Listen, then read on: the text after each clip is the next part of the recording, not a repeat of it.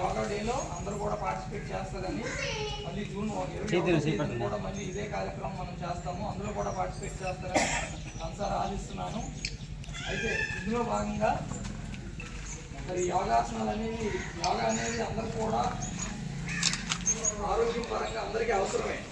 మన సిటీస్లో ఎలా ఉంటుంది అంటే అందరూ కూడా ట్రైనింగ్ తీసుకుంటారు, డబ్బులు పెట్టుకుని యోగా క్లాసులు వెళ్తుంటారు.